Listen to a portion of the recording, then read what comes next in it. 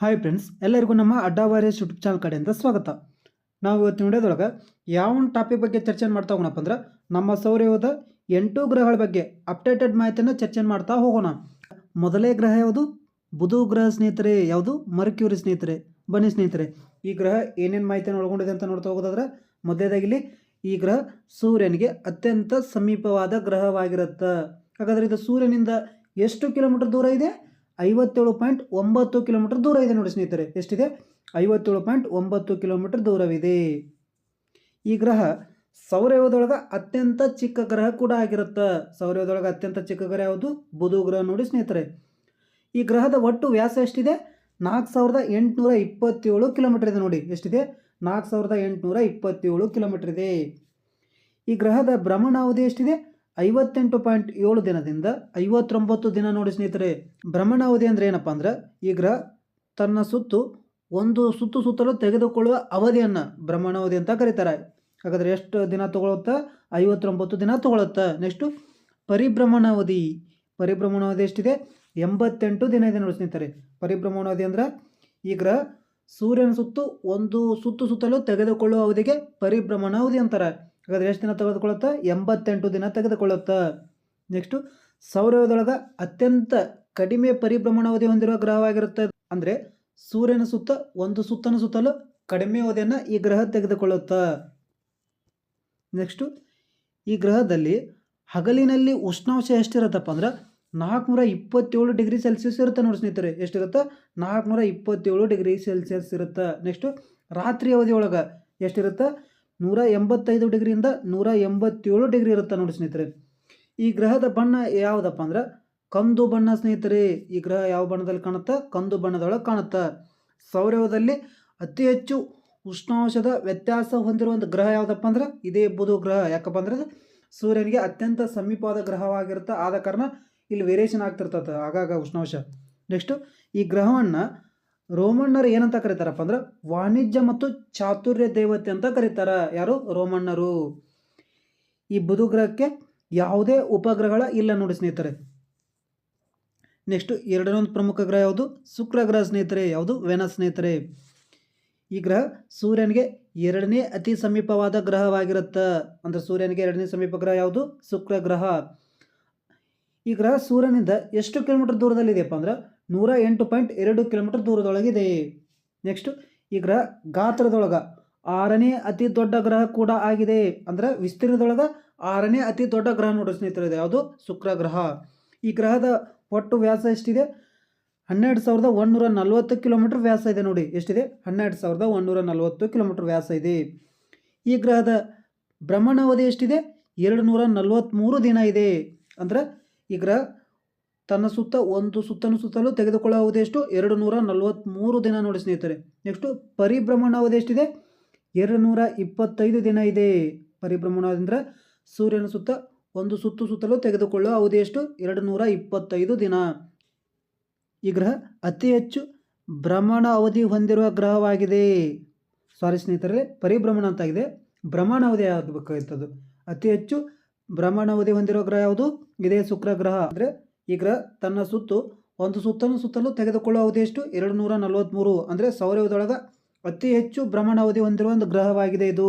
Next ಸೌರವ್ಯೂಹದಲ್ಲಿ ಅತಿ ಹೆಚ್ಚು ಉಷ್ಣಾಂಶವನ್ನು ಹೊಂದಿರುವ ಗ್ರಹ ಯಾವುದು? ಇದೇ ಶುಕ್ರ ಗ್ರಹ ಸ್ನೇಹಿತರೆ. ಹಾಗಾದರೆ ಈ ಗ್ರಹದ ಉಷ್ಣಾಂಶ ಎಷ್ಟಿದೆ? 435 ಡಿಗ್ರಿ ಸೆಲ್ಸಿಯಸ್ ಇದೆ ನೋಡಿ. ಎಷ್ಟಿದೆ? 435 ಡಿಗ್ರಿ ಸೆಲ್ಸಿಯಸ್ ಇದೆ. ಈ ಗ್ರಹವನ್ನು ಹಳದಿ ಗ್ರಹ ಅಂತ ಕೂಡ ಕರೀತಾರ. ಏನಂತ ಕರೀತಾರ? ಹಳದಿ ಗ್ರಹ ಅಂತ ಕರೀತಾರ. ನೆಕ್ಸ್ಟು ಈ ಗ್ರಹ ಹಿಮ್ಮುಖ ಚಲನೆಯನ್ನು ಹೊಂದಿರುವ ಗ್ರಹ ಕೂಡ ಆಗಿದೆ. ಅಂದರೆ ಇದು ಪೂರ್ವದಿಂದ ಪಶ್ಚಿಮಕ್ಕೆ ತಿರುಗುತ್ತೆ ನೋಡಿ ಸ್ನೇಹಿತರೆ. ಈ ಗ್ರಹದೊಳಗೆ ಅತಿ ಹೆಚ್ಚು ಸಲ್ಫ್ಯೂರಿಕ್ ಆಮ್ಲ, ಇಂಗಾಲದ ಡೈಆಕ್ಸೈಡ್ ಕೂಡ ಕಂಡುಬರ್ತದ. ಆದ ಕಾರಣ ಈ ಗ್ರಹವನ್ನು ಹಸಿರು ಮನೆಯ ಗ್ರಹ ಅಂತ ಕೂಡ ಕರೀತಾರ. ನೆಕ್ಸ್ಟು ಈ ಗ್ರಹವನ್ನು ರೈತನ ನಕ್ಷತ್ರ, ಬೆಳ್ಳಿ ಚುಕ್ಕಿ, ಸಂಜೆಯ ನಕ್ಷತ್ರ ಮತ್ತು ಮುಂಜಾನೆ ನಕ್ಷತ್ರ ಅನ್ನುವ ಅನೇಕ ಹೆಸರಿನಿಂದ ಗುರುತಿಸ್ತಾರೆ ನೋಡಿ ಸ್ನೇಹಿತರೆ. ಇದು ಭೂಮಿಯ ಅವಳಿ ಗ್ರಹ ಕೂಡ ಆಗಿದೆ. ಅಂದರೆ ಭೂಮಿಯ ಅವಳಿ ಗ್ರಹ ಇದು ಶುಕ್ರ ಗ್ರಹ. ಈ ಗ್ರಹ ರಾತ್ರಿ ವೇಳೆಯೊಳಗೆ ಅತ್ಯಂತ ಪ್ರಕಾಶಮಾನವಾಗಿ ಕೂಡ ಗೋಚರಿಸಿಕೊಳ್ಳುತ್ತೆ. ಈ ಗ್ರಹವನ್ನು ರೋಮನರು ಏನಂತ ಕರೀತಾರೆ? ಪ್ರೇಮ ದೇವತೆ ಅಂತ ಕರೀತಾರೆ. ಏನಂತ ಕರೀತಾರೆ? ಪ್ರೇಮ ದೇವತೆ ಅಂತ ಕರೀತಾರೆ. ಈ ಗ್ರಹಕ್ಕೂ ಕೂಡ ಯಾವುದೇ ಉಪಗ್ರಹಗಳು ಇಲ್ಲ ನೋಡಿ ಸ್ನೇಹಿತರೆ. ನೆಕ್ಸ್ಟು ನಮ್ಮ ಭೂಮಿ ಯಾವುದು ಅರ್ತ್ ಸ್ನೇಹಿತರೆ. ಈ ಗ್ರಹ ಸೂರ್ಯನಿಗೆ 3ನೇ ಅತಿ ಸಮೀಪವಾದ ಗ್ರಹವಾಗಿದೆ. ಈ ಗ್ರಹ ಸೂರ್ಯನಿಂದ ಎಷ್ಟು ಕಿಲೋಮೀಟರ್ ದೂರ ಇದೆ? 150 ಕಿಮಿ ಇದೆ ನೋಡಿ ಸ್ನೇಹಿತರೆ. ಈ ಗ್ರಹ ಸೌರವ್ಯೂಹದೊಳಗೆ ಗಾತ್ರದೊಳಗೆ ಎಷ್ಟನೇ ಸ್ಥಾನದಲ್ಲಿದೆ? 5ನೇ ದೊಡ್ಡ ಗ್ರಹವಾಗಿದೆ. ಸೌರವ್ಯೂಹದೊಳಗೆ 5ನೇ ದೊಡ್ಡ ಗ್ರಹ ಯಾವುದು? ನಮ್ಮ ಭೂಮಿ ಸ್ನೇಹಿತರೆ. ಈ ಗ್ರಹ ಅತ್ಯಂತ ಭಾರವಾದ ಗ್ರಹ ಕೂಡ ಆಗಿದೆ. ಈ ಗ್ರಹದೊಳಗೆ ಹೆಚ್ಚಾಗಿ ನೀರನ್ನು ಒಳಗೊಂಡಿರುವುದರಿಂದ ಇದಕ್ಕೆ ಜಲಾವೃತ ಗ್ರಹ ಅಂತ ಕೂಡ ಕರೀತಾರೆ. ಈ ಗ್ರಹದ ಬಣ್ಣ ಯಾವುದು? ನೀಲಿ ಬಣ್ಣದಲ್ಲಿ ಕಾಣಿಸಿಕೊಳ್ಳುತ್ತದೆ. ಯಾವುದು? ನಮ್ಮ ಭೂಮಿ. ಈ ಗ್ರಹದೊಳಗೆ ಕಲ್ಲು ಮತ್ತು ಮಣ್ಣನ್ನು ಒಳಗೊಂಡಿರೋದ್ರಿಂದ ಇದಕ್ಕೆ ಬೆರಿಸ್ಟ್ರಿಯಲ್ ಗ್ರಹ ಅಂತ ಕೂಡ ಕರೀತಾರೆ. ಅಂದರೆ ಅತಿ ಹೆಚ್ಚು ಕಲ್ಲು ಮತ್ತು ಮಣ್ಣನ್ನು ಒಳಗೊಂಡಿರೋದ್ರಿಂದ ಈ ಗ್ರಹಕ್ಕೆ ಬೆರಿಸ್ಟ್ರಿಯಲ್ ಗ್ರಹ ಅಂತ ಕರೆದಿದ್ದಾರೆ. ನೆಕ್ಸ್ಟು ಸಮಭಾಜಕ ವೃತ್ತದಲ್ಲಿ ಇದರ ವ್ಯಾಸ ಎಷ್ಟಿದೆ? 12,756 ಕಿಲೋಮೀಟರ್ ಇದೆ. ನೆಕ್ಸ್ಟು ಧ್ರುವೀಯ ಪ್ರದೇಶದೊಳಗೆ ಇದರ ವ್ಯಾಸ ಎಷ್ಟಿದೆ? 12,714 ಕಿಲೋಮೀಟರ್ ಇದೆ. ನೆಕ್ಸ್ಟು ಸಮಭಾಜಕ ವೃತ್ತದಲ್ಲಿ ಈ ಭೂಮಿಯ ಸುತ್ತಳತೆ ಎಷ್ಟಿದೆಯಪ್ಪ ಅಂದರೆ 40,077 ಕಿಲೋಮೀಟರ್ ಇದೆ. ಎಷ್ಟಿದೆ? 40,077 ಕಿಲೋಮೀಟರ್ ಇದೆ. ನೆಕ್ಸ್ಟು ಧ್ರುವೀಯ ಪ್ರದೇಶದೊಳಗೆ ಇದರ ಸುತ್ತಳತೆ ಎಷ್ಟಿದೆ? 40,007 ಕಿಲೋಮೀಟರ್ ಇದೆ. ನೆಕ್ಸ್ಟು ಈ ಗ್ರಹದ ಭ್ರಮಣಾವಧಿ ಎಷ್ಟಿದೆ?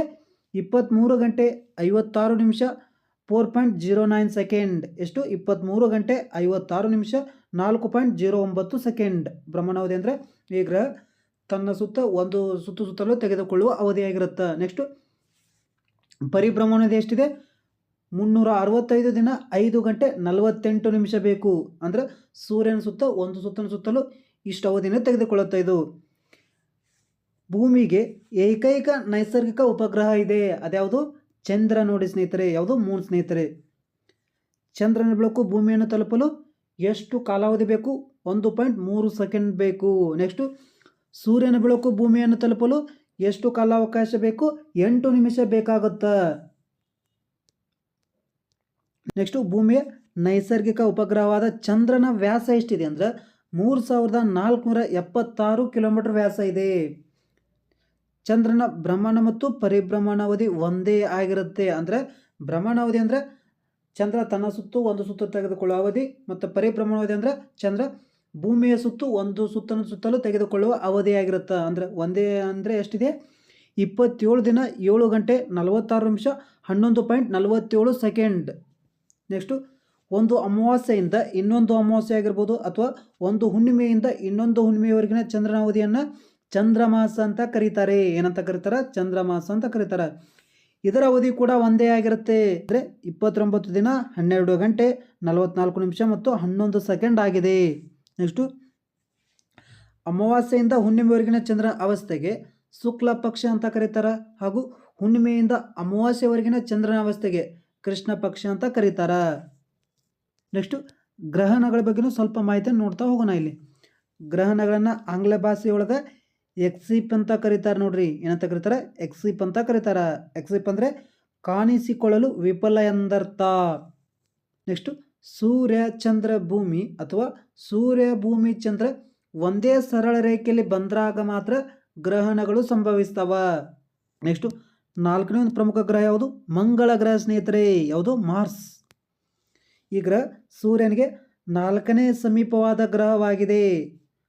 ನೆಕ್ಸ್ಟು ಗಾತ್ರದಲ್ಲಿ 7ನೇ ಅತಿ ದೊಡ್ಡ ಗ್ರಹ ನೋಡಿ ಸ್ನೇಹಿತರೆ. ಸೂರ್ಯನಿಗೆ 4ನೇ ಅತಿ ಸಮೀಪವಾದ ಗ್ರಹವಾದ್ರೆ ವಿಸ್ತೀರ್ಣದೊಳಗೆ 7ನೇ ಅತಿ ದೊಡ್ಡ ಗ್ರಹವಾಗೈತೆ ಇದು. ಯಾವುದು? ಮಂಗಳ ಗ್ರಹ. ಸೂರ್ಯನಿಂದ ಇರುವ ದೂರ ಎಷ್ಟಿದೆಯಪ್ಪ ಅಂದರೆ ಈ ಗ್ರಹದ್ದು 227.9 ಕಿಮಿ ಇದೆ. ಈ ಗ್ರಹದ ಒಟ್ಟು ವ್ಯಾಸ ಎಷ್ಟಿದೆ? 6,780 ಕಿಲೋಮೀಟರ್ ವ್ಯಾಸ ಇದೆ ನೋಡಿ ಸ್ನೇಹಿತರೆ. ಈ ಗ್ರಹದ ಭ್ರಮಣಾವಧಿ ಎಷ್ಟಿದೆ? 24.5 ಗಂಟೆ. ಅಂದ್ರೆ ಈ ಗ್ರಹ ತನ್ನ ಸುತ್ತು ಒಂದು ಸುತ್ತನ ಸುತ್ತಲೂ ತೆಗೆದುಕೊಳ್ಳುವ ಅವಧಿಯಾಗಿರುತ್ತೆ. ನೆಕ್ಸ್ಟು ಪರಿಭ್ರಮಣಾವಧಿ ಎಷ್ಟಿದೆ? 687 ದಿನ. ಪರಿಭ್ರಮಣಾವಧಿ ಅಂದ್ರೆ ಸೂರ್ಯನ ಸುತ್ತು ಒಂದು ಸುತ್ತಲೂ ತೆಗೆದುಕೊಳ್ಳುವ ಅವಧಿಯಾಗಿರುತ್ತೆ. ನೆಕ್ಸ್ಟು ಈ ಗ್ರಹದೊಳಗೆ ಅತಿ ಹೆಚ್ಚಾಗಿ ಕಬ್ಬಿಣದ ಆಕ್ಸೈಡ್ ಒಳಗೊಂಡಿರೋದ್ರಿಂದ ಕೆಂಪು ಬಣ್ಣವನ್ನು ಹೊಂದಿರುತ್ತೆ. ಆದ್ದರಿಂದ ಇದಕ್ಕೆ ಕೆಂಪು ಗ್ರಹ ಅಂತ ಕೂಡ ಕರೀತಾರೆ. ಅಂದರೆ ಅತಿ ಹೆಚ್ಚಾಗಿ ಗ್ರಹದೊಳಗೆ ಕಬ್ಬಿಣದ ಡೈಆಕ್ಸೈಡ್ ಕಂಡುಬರುತ್ತೆ. ಈ ಗ್ರಹಕ್ಕೆ ರೋಮನ್ನರು ಏನಂತ ಕರೆದಿದ್ದಾರಪ್ಪ ಅಂದರೆ ಯುದ್ಧ ದೇವತೆ, ಅಂಗಾರಕ, ಕುಜ, ಇನ್ನು ಹಲವಾರು ಮುಂತಾದ ಹೆಸರುಗಳಿಂದ ಕರೆದಿದ್ದಾರೆ. ಈ ಗ್ರಹದೊಳಗೆ ಲುಪ್ತ ಅಥವಾ ಆರಿದ ಅಥವಾ ನಂದಿದ ಜ್ವಾಲಾಮುಖಿ ಪರ್ವತಗಳು ಕಂಡುಬರ್ತಾವ. 2012 ಇದಕ್ಕೆ ಕ್ಯೂರಿಯಾಸಿಟಿ ರೋವರ್ಸ್ ಎಂಬ ಉಪಗ್ರಹವನ್ನು ಕೂಡ ಹಾರಿಬಿಟ್ಟಿದ್ದಾರೆ.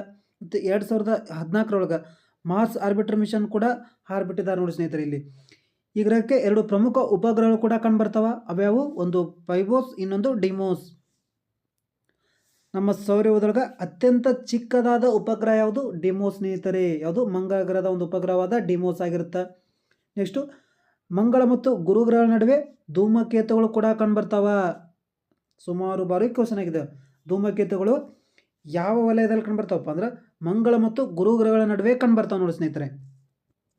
ನೆಕ್ಸ್ಟು ಗುರುಗ್ರಹ ಸ್ನೇಹಿತರೆ. ಯಾವುದು? ಜುಪಿಟರ್. ಈ ಗ್ರಹ ಸೂರ್ಯನಿಗೆ 5ನೇ ಸಮೀಪವಾದ ಗ್ರಹವಾಗಿದೆ. ಸೂರ್ಯನಿಗೆ 5ನೇ ಸಮೀಪವಾದ ಗ್ರಹ ಯಾವುದು? ಗುರುಗ್ರಹ. ಗಾತ್ರದೊಳಗೆ 1ನೇ ಅತಿ ದೊಡ್ಡ ಗ್ರಹ ನೋಡಿ ಸ್ನೇಹಿತರೆ. ಸೌರವ್ಯೂಹದೊಳಗೆ ಅತಿ ದೊಡ್ಡ ಗ್ರಹ ಯಾವುದು? ನಮ್ಮ ಹೆಮ್ಮೆಯ ಗುರುಗ್ರಹ ಸ್ನೇಹಿತರೆ. ಈ ಗ್ರಹದ ಸೂರ್ಯನಿಂದ ಇರುವ ದೂರ ಎಷ್ಟಿದೆ? 778.3 ಕಿಮಿ ಇದೆ. ನೆಕ್ಸ್ಟು ಈ ಗ್ರಹದ ಒಟ್ಟು ವ್ಯಾಸ ಎಷ್ಟಿದೆ? 1,43,200 ಕಿಲೋಮೀಟರ್ ವ್ಯಾಸ ಇದೆ. ಈ ಗ್ರಹದ ಭ್ರಮಣಾವಧಿ ಎಷ್ಟಿದೆಯಪ್ಪ ಅಂದ್ರೆ 9 ಗಂಟೆ 43 ನಿಮಿಷ ನೋಡಿ ಸ್ನೇಹಿತರೆ. ಎಷ್ಟಿದೆ? 9 ಗಂಟೆ 43 ನಿಮಿಷ. ಸೌರವ್ಯೂಹದೊಳಗೆ ಅತ್ಯಂತ ಕಡಿಮೆ ಭ್ರಮಣಾವಧಿ ಹೊಂದಿರುವಂಥ ಗ್ರಹ ಯಾವುದು? ಗುರುಗ್ರಹ ಸ್ನೇಹಿತರೆ. ಅಂದ್ರೆ ತನ್ನ ಒಂದು ಸುತ್ತನ್ನು ಸುತ್ತಲು ತೆಗೆದುಕೊಳ್ಳೋ ಅವಧಿ ಎಷ್ಟು ತೊಗೊತಾ ಇದು? 9 ಗಂಟೆ 43 ನಿಮಿಷ ತೊಗೊಳುತ್ತೆ.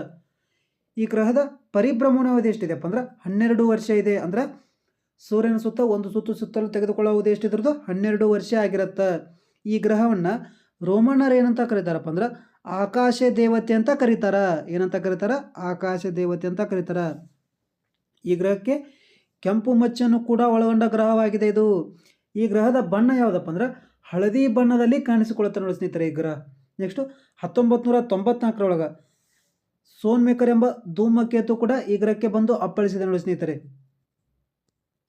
ನೆಕ್ಸ್ಟು 1610 ಗೆಲಿಲಿಯೋ ಅನ್ನುವ ವಿಜ್ಞಾನಿ ಗ್ಯಾರಿಮೆಡಾ, ಐಯೋ, ಯುರೋಪ್ ಮತ್ತು ಕ್ಯಾಲಿಸ್ಟ್ರೋ ಎನ್ನುವ ಇನ್ನೂ ಅನೇಕ ಹಲವಾರು ಉಪಗ್ರಹಗಳನ್ನು ಕೂಡ ಈ ಗ್ರಹಕ್ಕೆ ಕಂಡುಹಿಡಿದಿದ್ದಾರೆ. ಸೌರವ್ಯೂಹದೊಳಗೆ ಅತ್ಯಂತ ದೊಡ್ಡ ಉಪಗ್ರಹ ಯಾವುದು? ಗ್ಯಾನಿಮೆಡಾ ನೋಡಿ ಸ್ನೇಹಿತರೆ. ನೆಕ್ಸ್ಟು ಸೌರವ್ಯೂಹದಲ್ಲಿ ಅತಿ ಉಷ್ಣವಾದ ಮತ್ತು ಜೀವಂತ ಜ್ವಾಲಾಮುಖಿಗಳು ಕಂಡುಬರುವ ಒಂದು ಉಪಗ್ರಹ ಯಾವುದು? ಐಯೋ ಆಗಿರುತ್ತೆ. ಗುರುಗ್ರಹದ ಇನ್ನು ಹಲವಾರು ಅನೇಕ ಇತರ ಉಪಗ್ರಹಗಳನ್ನು ಕೂಡ ಒಳಗೊಂಡಿದೆ. ಅವ್ಯಾವಪ್ಪ ಅಂದ್ರೆ ಅಮಾಲ್ಕಿಯಾ, ಹಿಮಾಲಯ, ಎಲಿರಾ, ಮೆಟಿಸ್ ಅನ್ನುವ ಮುಂತಾದ ಇನ್ನೂ ಅನೇಕ ಹಲವಾರು ಉಪಗ್ರಹವನ್ನು ಈ ಗ್ರಹ ಒಳಗೊಂಡಿದೆ. ಈ ಗ್ರಹಕ್ಕೆ ಅತಿ ಹೆಚ್ಚು ನೈಸರ್ಗಿಕ ಉಪಗ್ರಹಗಳು ಕಂಡುಬರ್ತಾವ. ಅಂದರೆ ಟೋಟಲ್ ಆಗಿ ಈ ಗ್ರಹ ಪ್ರಸ್ತುತ 2024 ಅಪ್ಡೇಟ್ ಪ್ರಕಾರ ಎಷ್ಟು ಉಪಗ್ರಹವನ್ನು ಒಳಗೊಂಡಿದೆಪ್ಪ ಅಂದ್ರೆ 95 ಉಪಗ್ರಹಗಳನ್ನು ಒಳಗೊಂಡಿದೆ ನೋಡಿ ಸ್ನೇಹಿತರೆ. ಈ ಗ್ರಹ ಕಪ್ಪು ಮಚ್ಚನ್ನು ಹೊಂದಿರುವ ಗ್ರಹ ಕೂಡ ಆಗಿದೆ. ನೆಕ್ಸ್ಟು ಶನಿ ಗ್ರಹ ಸ್ನೇಹಿತರೆ. ಯಾವುದು? ಸಟರ್ನ್. ಈ ಗ್ರಹ ಸೂರ್ಯನಿಗೆ 6ನೇ ಸಮೀಪವಾದ ಗ್ರಹವಾಗಿದೆ. ಅಂದರೆ ಸೂರ್ಯನಿಗೆ 6ನೇ ಸಮೀಪ ಗ್ರಹ ಯಾವುದು? ಶನಿ ಗ್ರಹ. ಈ ಗ್ರಹ ಸೌರವ್ಯೂಹದೊಳಗೆ 2ನೇ ಅತಿ ದೊಡ್ಡ ಗ್ರಹ ಕೂಡ ಆಗಿದೆ ನೋಡಿ ಸ್ನೇಹಿತರೆ. ವಿಸ್ತೀರ್ಣದೊಳಗೆ 2ನೇ ಅತಿ ದೊಡ್ಡ ಗ್ರಹವಾಗಿದೆ. ನೆಕ್ಸ್ಟು ಈ ಗ್ರಹದ ಒಟ್ಟು ವ್ಯಾಸ ಎಷ್ಟಿದೆ? 1,20,000 ಕಿಲೋಮೀಟರ್ ನೋಡಿ ಸ್ನೇಹಿತರೆ. ನೆಕ್ಸ್ಟು ಈ ಗ್ರಹದ ಭ್ರಮಣಾವಧಿ ಎಷ್ಟಿದೆ? 10 ಗಂಟೆ 14 ನಿಮಿಷ ಇದೆ. ಭ್ರಮಣಾವಧಿ ಅಂದರೆ ನಿಮ್ಗೆ ಗೊತ್ತೇ ಇದೆ. ನೆಕ್ಸ್ಟು ಪರಿಭ್ರಮಣಾವಧಿ ಎಷ್ಟಿದೆ? 29.5 ವರ್ಷ ಅಥವಾ 30 ವರ್ಷ ಇದೆ.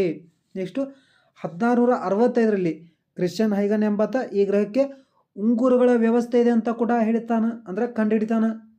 1675 ಕ್ಯಾಸಿನಿ ಎಂಬುವರು ಈ ಉಂಗುರಗಳು ಬಿಡಿ ಬಿಡಿಯಾಗಿವೆ ಎಂದು ಮತ್ತು ಮಂಜುಗಡ್ಡೆಯಂತಹ ವಸ್ತುಗಳಿಂದ ನಿರ್ಮಿತವಾಗಿವೆ ಅಂತ ಹೇಳ್ತಾರೆ. ಆದ್ದರಿಂದ ಉಂಗುರಗಳ ಮಧ್ಯದಲ್ಲಿ ಖಾಲಿ ಇರುವ ಸ್ಥಳಕ್ಕೆ ಕ್ಯಾಸಿನಿ ವಿಭಾಜಕ ಅಥವಾ ಕ್ಯಾಸಿನಿ ಅಂತ ಕೂಡ ಕರೀತಾರೆ. ಈ ಗ್ರಹ ಸೌರವ್ಯೂಹದೊಳಗೆ ಅತ್ಯಂತ ಸುಂದರವಾದ ಗ್ರಹ ಕೂಡ ಆಗಿದೆ ನೋಡಿ ಸ್ನೇಹಿತರೆ. ಇದರ ಪ್ರಮುಖವಾದ ಉಪಗ್ರಹ ಯಾವುದು? ಟೈಟಾನ್ ನೋಡಿ ಸ್ನೇಹಿತರೆ. ಇದು ಸೌರವ್ಯೂಹದಲ್ಲಿ ಅತ್ಯಂತ 2ನೇ ದೊಡ್ಡ ಉಪಗ್ರಹ ಮತ್ತು ವಾಯುಮಂಡಲದೊಳಗೆ ಒಳಗೊಂಡ ಗ್ರಹ ಕೂಡ ಆಗಿದೆ. ಯಾವುದು? ಟೈಟಾನ್ ನೋಡಿ ಸ್ನೇಹಿತರೆ. ಈ ಗ್ರಹವನ್ನು ರೋಮನ್ನರು ಅಂತ ಕರೀತಾರೆ, ಕೃಷಿ ದೇವತೆ ಅಂತ ಕರೆದಿದ್ದಾರೆ. ಸೌರವ್ಯೂಹದೊಳಗೆ ಅತ್ಯಂತ ಸುಂದರವಾದ ಗ್ರಹ ಕೂಡ ಆಗಿದೆ, ಅತ್ಯಂತ ಹಗುರವಾದ ಗ್ರಹ ಕೂಡ ಆಗಿದೆ.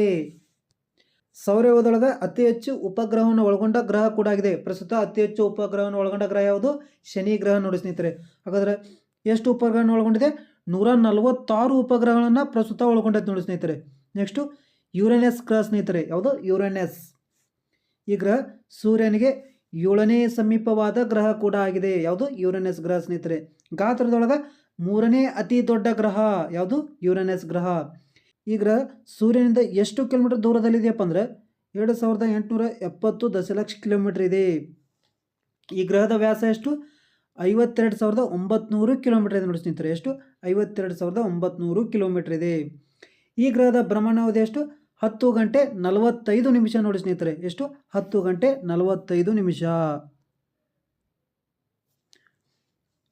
ನೆಕ್ಸ್ಟು ಈ ಗ್ರಹದ ಪರಿಭ್ರಮಣಾವಧಿ ಎಷ್ಟಿದೆ? 84 ವರ್ಷ. ಅಂದರೆ ಸೂರ್ಯನ ಸುತ್ತ ಒಂದು ಸುತ್ತಲೂ ತೆಗೆದುಕೊಳ್ಳುವ ಅವಧಿ ಎಷ್ಟಿದ್ರದ್ದು? 84 ವರ್ಷ ಬೇಕು ನೋಡಿ ಸ್ನೇಹಿತರೆ.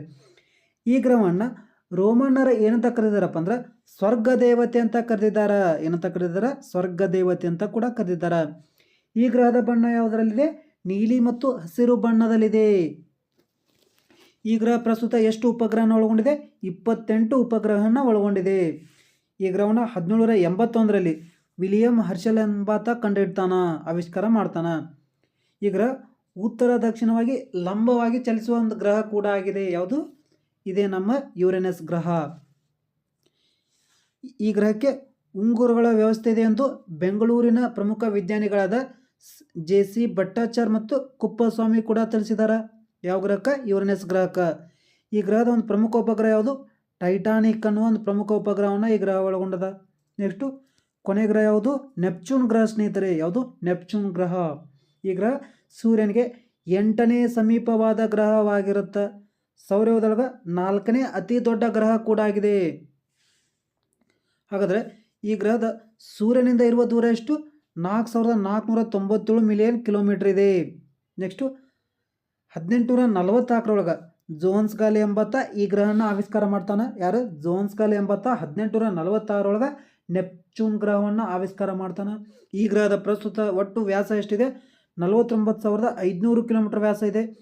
ಈ ಗ್ರಹದ ಭ್ರಮಣಾವಧಿ ಎಷ್ಟಿದೆ? 16 ಗಂಟೆ 17 ನಿಮಿಷ ಇದೆ. ನೆಕ್ಸ್ಟು ಪರಿಭ್ರಮಣಾವಧಿ ಎಷ್ಟಿದೆ? 165 ವರ್ಷ ಇದೆ ನೋಡಿ. ಸೌರವ್ಯೂಹದಲ್ಲಿ ಅತಿ ಹೆಚ್ಚು ಪರಿಭ್ರಮಣಾವಧಿ ಹೊಂದಿರುವ ಗ್ರಹ ಯಾವುದು? ಇದೇ ನಮ್ಮ ನೆಪ್ಚೂನ್ ಗ್ರಹ ಆಗಿರುತ್ತೆ. ಯಾಕಂದರೆ ಇದು ಸೂರ್ಯನಿಂದ ಬಹಳ ದೂರ ಐತೆ. ಆದ ಕಾರಣ ಒಂದು ಸುತ್ತಲೂ ತೆಗೆದುಕೊಳ್ಳುವುದು ಎಷ್ಟಿದ್ರದ್ದು? 165 ವರ್ಷ ಬೇಕು. ಈ ಗ್ರಹವನ್ನು ರೋಮನ್ನರು ಏನಂತ ಕರೀತಾರೆ? ಸಮುದ್ರ ದೇವತೆ ಅಂತ ಕರೀತಾರೆ. ಈ ಗ್ರಹದ ಬಣ್ಣ ಯಾವುದು? ನೀಲಿ ಬಣ್ಣ ನೋಡಿ ಸ್ನೇಹಿತರೆ. ಯಾವುದು? ನೀಲಿ ಬಣ್ಣದಲ್ಲಿ ಇದೆ. ಈ ಗ್ರಹ ಅತ್ಯಂತ ತಂಪಾದ ಗ್ರಹವಾಗಿರುತ್ತೆ. ಯಾಕಂದರೆ ಇದು ಸೂರ್ಯನಿಂದ ಸುಮಾರು ದೂರ ಇದೆ. ಆದ ಕಾರಣ ಸೂರ್ಯನ ಬೆಳಕು ಗೋಚರವಾಗಂಗಿಲ್ಲ. ಆದ ಕಾರಣ ಈ ಗ್ರಹ ಅತಿ ಹೆಚ್ಚು ತಂಪಾಗಿರುತ್ತೆ. ಈ ಗ್ರಹ ಪ್ರಸ್ತುತ ಎಷ್ಟು ಉಪಗ್ರಹನ ಒಳಗೊಂಡಿದೆ? 16 ಉಪಗ್ರಹನ ಒಳಗೊಂಡಿದೆ. ಹಾಗಾದ್ರೆ ಆ ಪ್ರಮುಖ ಉಪಗ್ರಹಗಳು ಯಾವಂತ ತಿಳ್ಕೊಂತ ಹೋಗೋಣ. ಟ್ರೈಟಾನ್, ನೆರಿಡ್, ಗೆಲಿಟಿಯಾ, ಪ್ರೋಟಿಯಸ್ ಅನ್ನುವ ಅನೇಕ ಮುಂತಾದ ಉಪಗ್ರಹಗಳನ್ನು ಪ್ರಸ್ತುತ ಈ ಗ್ರಹ ಒಳಗೊಂಡಿದೆ. Thank you friends. ಈ ಮಾಹಿತಿ ನಿಮಗೆ ಇಷ್ಟವಾಗಿದ್ದರೆ ನಮ್ಮ ಚಾನಲ್ದ ಅಡ್ಡವಾರಿ ಯೂಟ್ಯೂಬ್ ಚಾನಲ್ಗೆ ಲೈಕ್ ಮಾಡಿ, ಶೇರ್ ಮಾಡಿ, ಸಪೋರ್ಟ್ ಮಾಡಿ. ಕೆಳಗಡೆ ಕಮೆಂಟ್ ಬಾಕ್ಸ್ ಒಳಗೆ ನಿಮ್ಮ ಅನಿಸಿಕೆಯನ್ನು ತಿಳಿಸಿ. Once again thank you.